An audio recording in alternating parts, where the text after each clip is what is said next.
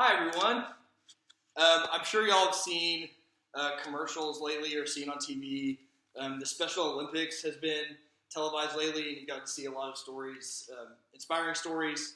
And it kind of led me to want to talk today about autism and how that's affected our country.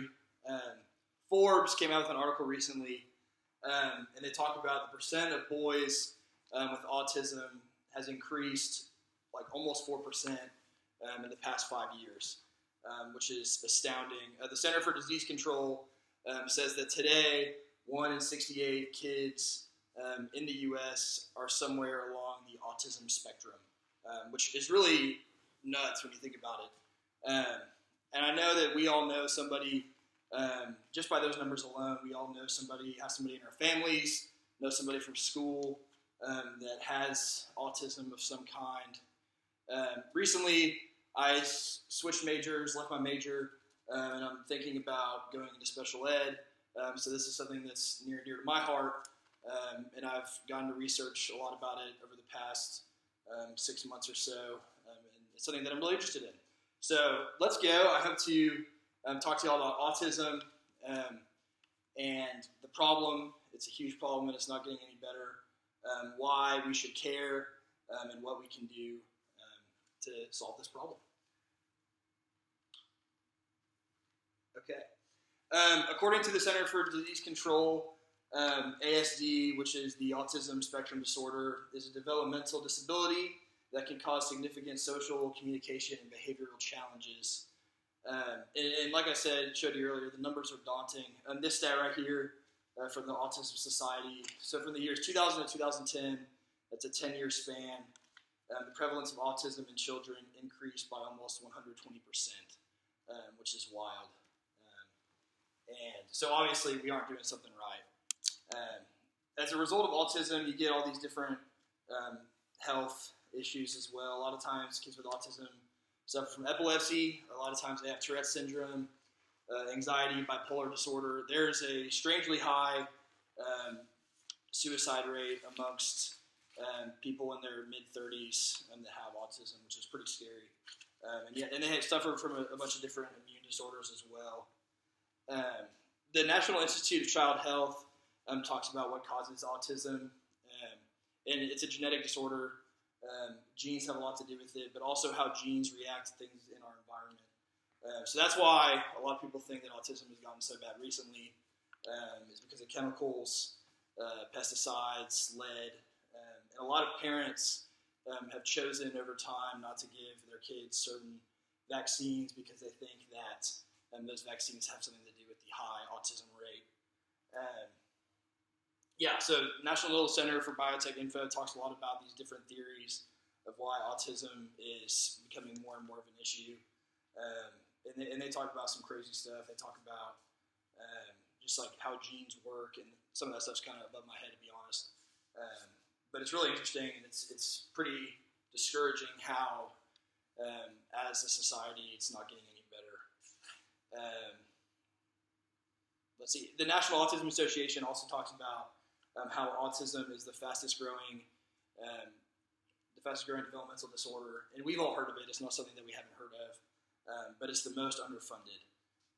There's 1 in 68 kids in America, and yet there's still not funds going to help them out.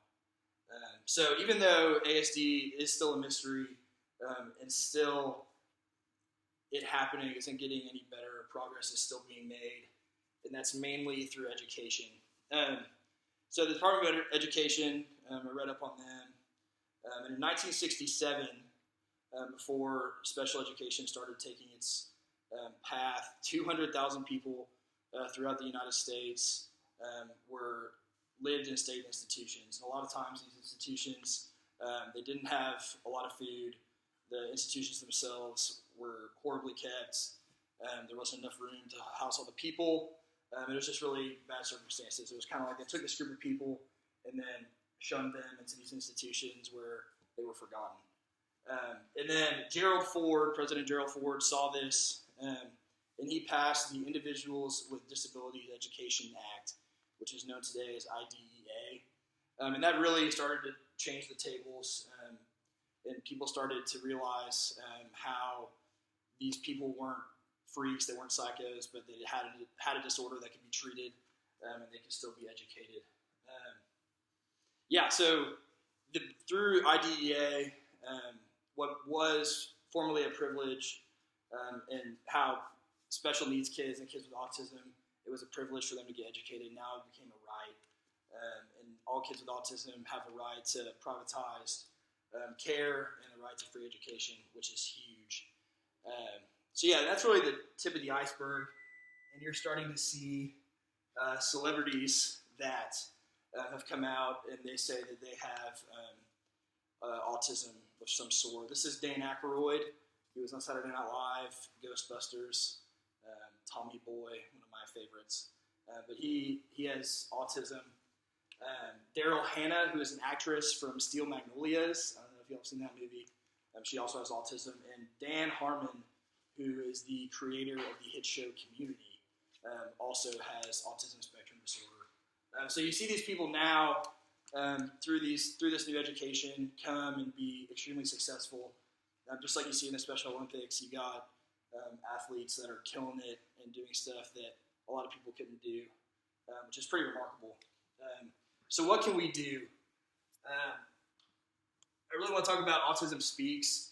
It is the largest organization to help families and kids with autism. And this is where you come in.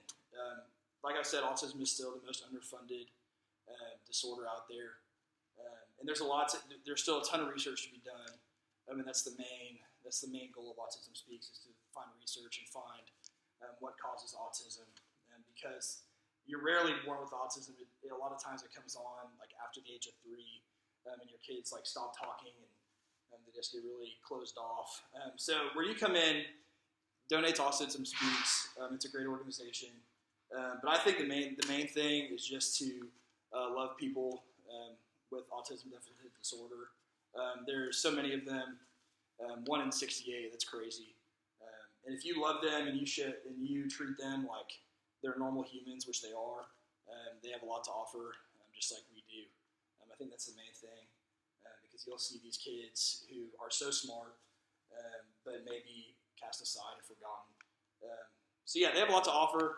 I hope y'all learn more about autism, and I hope y'all take steps to fight it. Thank y'all. Yay.